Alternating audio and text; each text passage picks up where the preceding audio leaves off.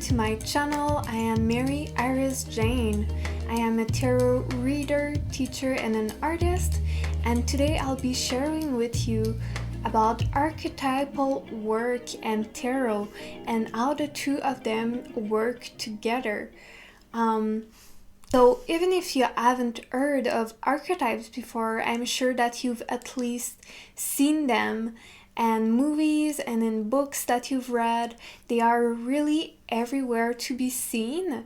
And what they are is they are basically a type of persona, a personality type, or we could say even an agglomeration of characteristics that are embodied by a character, right? By an archetype. And so archetypes are really something that we're all familiar with, or that at least our subconscious is familiar with. So we all know, for example, the archetypes of the hero and the villain.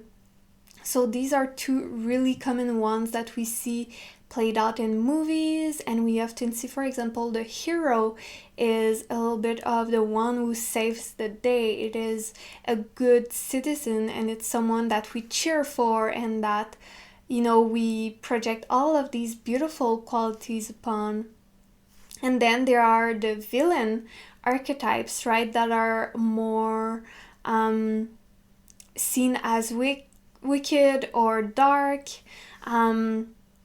So they're seen as a bad citizen. So that's a really good example of kind of an archetype dynamic here. So there are so many.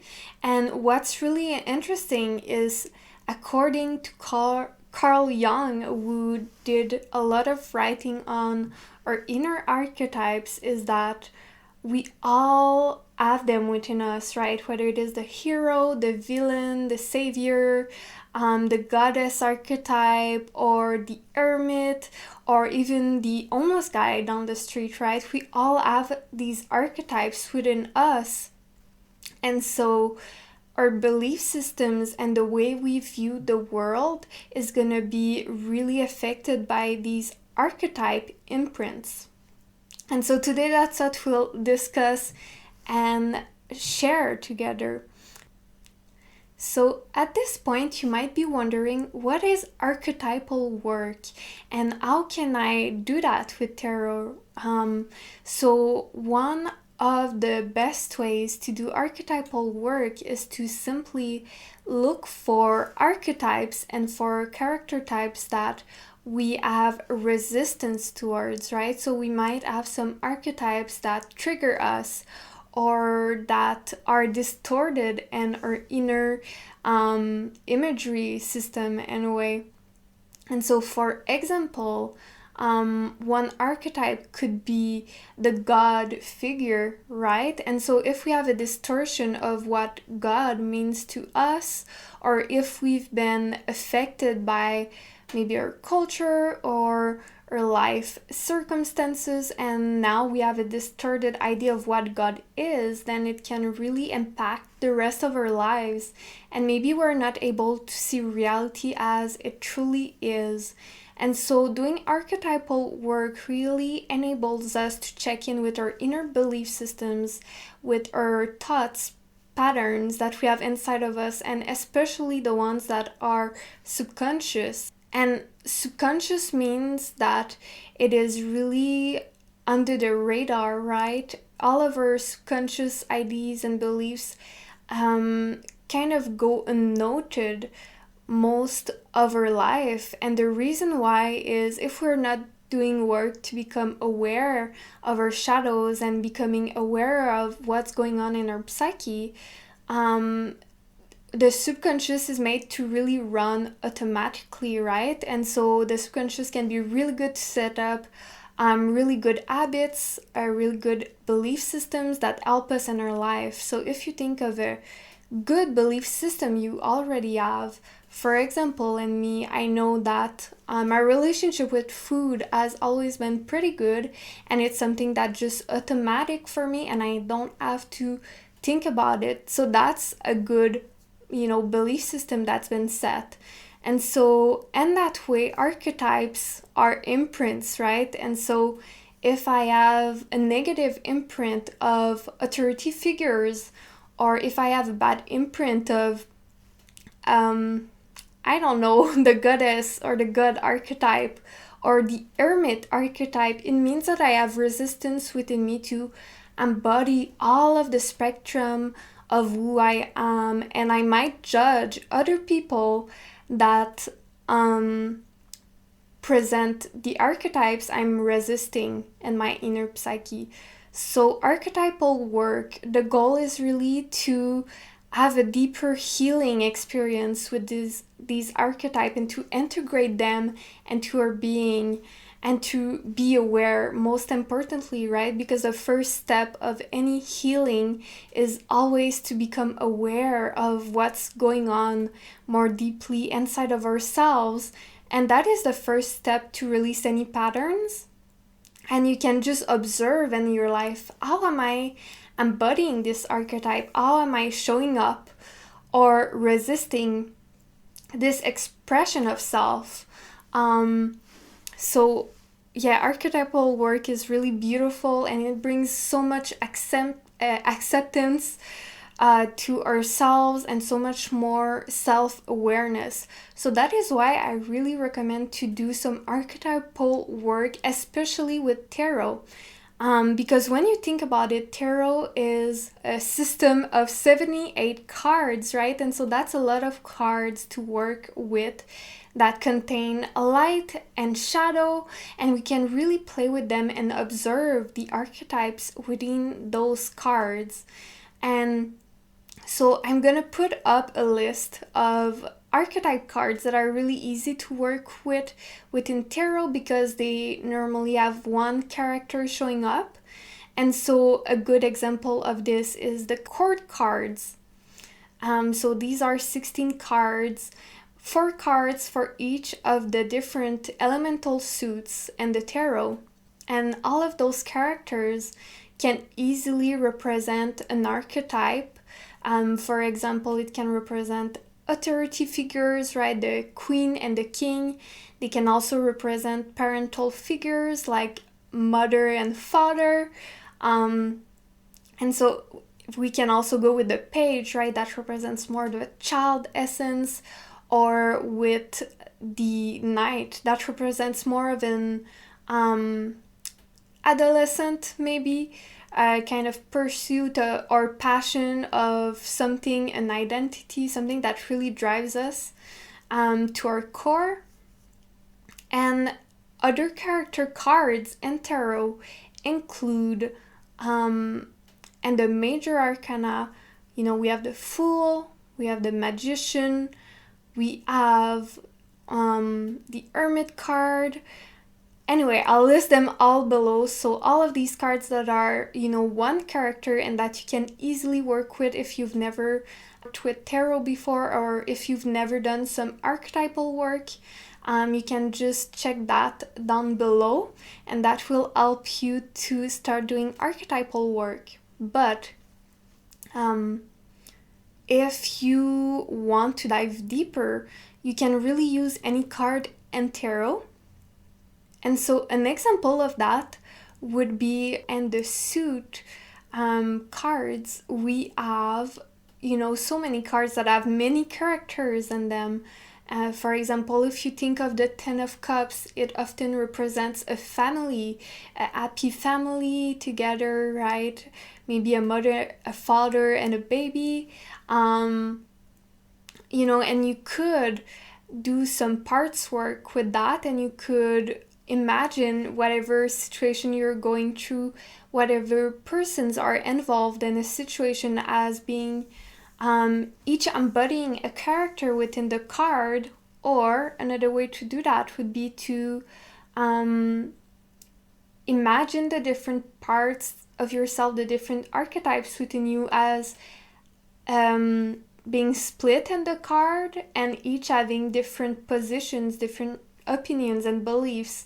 And so there can be harmony between our inner archetypes, or there can be some discrepancies, there can be some resistance. So it's really important to look at that, to understand, if we're always repeating the same patterns that we feel are negative in our lives. It's really important to look, not just at what we're trying to grow, but look at the soil from which it grows.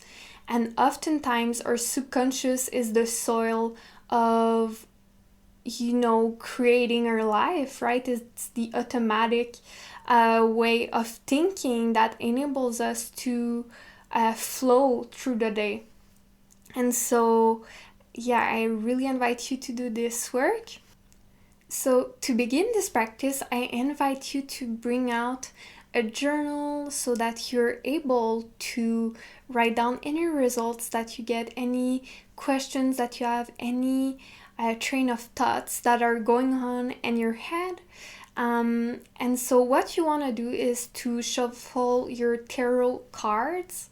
And so while you're doing that, you want to focus your intention on what archetype do I want to integrate and heal today. What archetype would it be best to work with and to really deepen my relationship with, right? What part of my subconscious am I ready to face? And so just setting intention really enables you to connect with your cards and to have a result that is beneficial for you today. And so you can either work with all of the cards of the tarot if you feel comfortable with that, or you could try with the list of archetypes that I've listed down below. And so that includes mostly the court cards and some of the major arcana cards. It doesn't include the suit cards from Ace to 10. And so you can either shuffle if you want the universe to help you a little bit with the process, or what you can do if you know there is an archetype that you have difficulty dealing with, right? Maybe a certain kind of energy. I invite you to simply choose the card, especially if you already know tarot and its system. You can just choose a card that you feel represents that energy or archetype that you have difficulty dealing with here.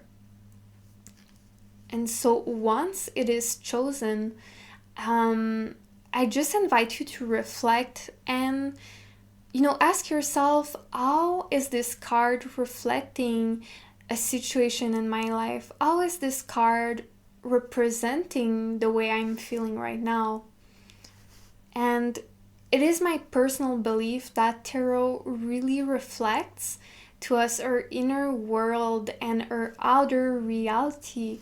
So it is all about energy and it's all about feelings. And so I have the belief that anything that's physical came first from a feeling and from an energy, right? And so when dealing with archetypes, if we have an archetype distortion in our mind, it can really imprint itself into our physical reality.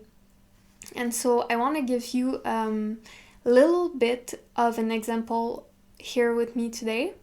And so I decided to, I was writing a little bit for the blog and about archetypal work and tarot, and I decided, okay, I'm just gonna try shuffling a card, and seeing what it wants to bring to my attention today for me, this little exercise. And so it actually pulled for me the Lovers card, and I just really had to laugh about it because it is really relevant to my personal situation and with questions that I have regarding love, regarding romantic relationships. And so my first impression when I saw the card was like, oh yeah, I do need to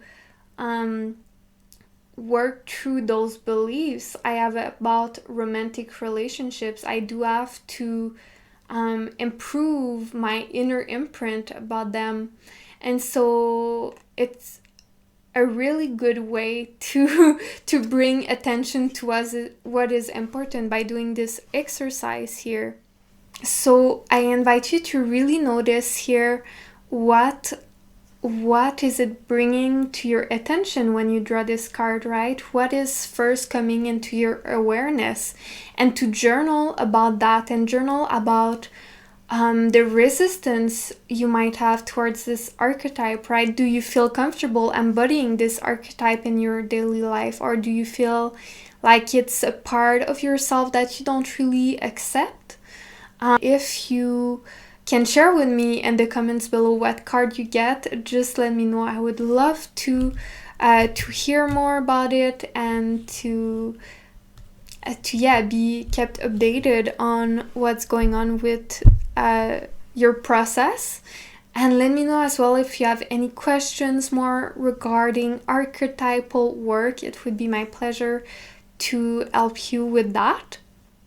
So one last thing before we go is I invite you to check out in the description box below, and I have a link where you can sign up to receive 10 journaling prompts to help you with archetypal work and tarot. And it's really helpful. It goes through the different characteristics of archetypes, and it's gonna give you some questions to answer about the archetype you receive in this exercise today.